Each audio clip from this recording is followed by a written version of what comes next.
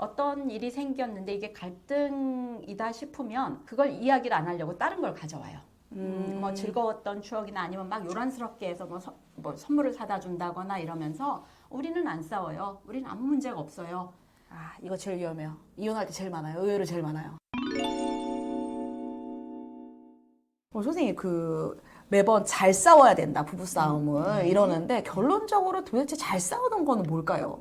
그러니까 잘 싸운다는 건 계속 말하지만 싸우지 않는 게 아니라 내 감정이나 상대방의 감정, 그 언어 속에 있는 그런 감정 부분들을 공감하거나 만져주는 돌보는 것들이 해당이 된다고 볼 수 있죠. 부부싸움의 원인이 해결되는 게 다가 아니라 그렇죠. 그 팩트가 다가 아니라 그 속에 있던 감정들이 해결이 돼야 이게 잘 싸우는 거다. 그렇죠. 특히나 우리는 내가 무엇을 원하는지조차도 잘 모르고 살았었어요. 기존에 이제 나이 든 세대들에서 볼 때 우린 그 유교적인 어떤 전통 또는 가부장적인 문화 네네. 그런 게 기반이 되다 보니까 내가 무엇인가 원하는 것을 바로 이야기를 하면 좀 대바라지고 버릇없다라는 이야기를 들은 세대들이 많거든요. 뭔가 점잖하고 사람이 이렇게 괜찮은 거는 자기 의사 표현을 잘 안 하거나 의사 표현을 안 하는 게 점잖은 거니까 감정 표현하는 건 더 힘들었겠죠. 맞아요. 근데 요즘은 감정에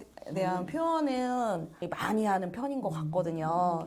근데 이제 약간 이해가 안 되는 게 그러면 이렇게 감정에 대한 표현을 안 하고 살 수가 있냐. 지금 젊은 세대들은 많이 하는 것 같아요. 네. 근데 감정 표현을 안 하면 사람이 답답하잖아요. 그렇죠. 그럼 전혀 안 하고 그냥 무조건 참나요? 사실상은 그 감정을 그렇게 표현하지 못하다 보니까 다른 대체 언어들이 생겨났어요. 어떤 대체 언어가 있죠? 몇 가지가 있는데 대표적인 걸로 본다면 일단은 침묵하는 거. 아, 말 안 하는 것도 대체 언어인가요? 그럼요. 아. 근데 이제 말을 안 하는 것이 단순히 말을 안 하는 게 아니라 혹시 변호사님 아버님은 어떠셨는지 모르겠지만 드라마나 영화 이런 데 보면 아버지들이 누가 와서 이야기하면 이렇게 허공을 막 밖에를 쳐다보거나 아, 예. 맞아요. 허기침하거나 이런 거 보셨죠? 네네네. 그러니까 이게 그분한테 말을 했는데 대답을 하는 게 아니라 딴짓을 막 한다는 네. 거죠. 얘기 안 하고. 그럼 뭐냐면 이분이 할 말이 없거나 그래서가 아니라 어디서부터 어떻게 말해야 될지 모르니까. 그래서 자녀들이 와서 어느 때 하는지 가만히 보세요. 이 드라마 같은 데 보면 아버지 그때 왜 그러셨어요? 뭐 내지는 이랬을 때 뭐. 맞아요. 예. 그래서 이렇게 침묵하는 게 우리게 부모 세대들이 썼던 혹은 저희처럼 이렇게 나이 든 세대들이 썼던 가장 대표적인 대체 네. 방법이고요. 침묵하면 상대방이 오해를 하게 되죠. 그렇죠. 예. 그러면서 이제 이 갈등이 또 생기는 거고요. 그 다음에 또 두 번째로는 이제 동굴 속으로 들어간다라고 표현을 하는데요. 네네. 혹시 동면하는 동물들 네네. 겨울잠 자기 위해서 동굴로 들어가는 거 아시죠? 알죠. 그거랑 비슷하다고 생각하면 돼요. 그래서 어떤 사람은 자기가 화가 났거나 혹은 뭔가 말을 해야 될 때에 내 방으로 들어가거나 혹은 자기가 화난 거는 표시가 나는데 아무 말도 안 하면서 그냥 끝까지 있는 사람들이 있어요. 네네, 맞아. 예, 혈액형에 따라서 막 기간이 길어지기도 네, 하는데 네. 이제 그래서 동굴로 들어가는 경우가 있거든요. 근데 이거는 대체 언어긴 한데 왜 갈등이 생기느냐? 동굴로 들어갔을 때 겨울잠 다 자고 나올 때까지 좀 기다려주면 돼요. 다들 그거 못하잖아요. 그럼요. 그리고 다까지는 아니어도 일단은 좀 들어갔을 때 그 순간을 좀 기다려주면 되는데 우리는 나와 이러죠. 그러고도 안 나오면 어떻게 해요? 화를 내죠. 화만 내면 좋은데 막 꼬챙이 같은 걸로 끄집어내죠. 네가 안 나오면 내가 너를 끌어낼 거야. 이러면서 이제 네네. 끄집어내죠. 그러면 사실은 이 사람은 동굴 속에 있다가 자기 감정을 이렇게 추스르고 내 감정이 어떤 건지를 보고 나와서 이야기할 준비를 하는 건데 그 특성을 모르게 되면은 이제 거기서 부딪히는 네네네. 이러면서 이제 싸움이나 갈등이 더 커지게 되는 거고요. 그리고 세 번째는 아주 대표적인 거예요. 우리도 지금 오늘도 여러 번 사용했을 수도 있고 저도 안 그래야지 그런데 사용하는데요. 이중 메시지라고 하는 거거든요. 네. 혹시 들어보셨을까요? 이중 메시지 잘 모르겠어요, 사실은. 그러니까 이중 메시지 혹은 이중 구속 언어라고 이야기를 하는데요. 내 감정과 혹은 내 욕구와 다른 말을 하거나 혹은 내가 속에서 말하는 거가 있는데 다른 행동을 하거나 삐지는 것 등이 들어가죠.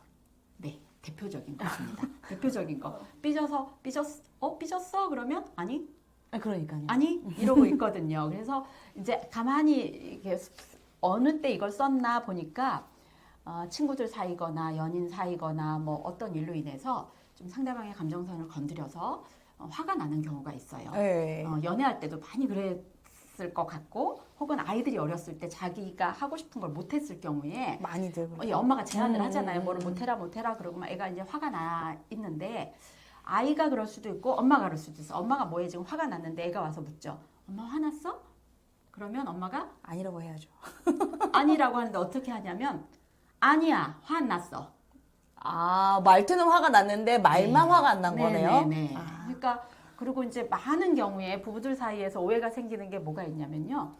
어떤 일로 갈등이 생겼어요. 일부 해결이 된 것 같아요. 그런데 나중에 그래서 괜찮아? 이러고 물어요. 네. 남편이 묻든 아내가 묻든. 근데 상대방은 괜찮지 않거든요.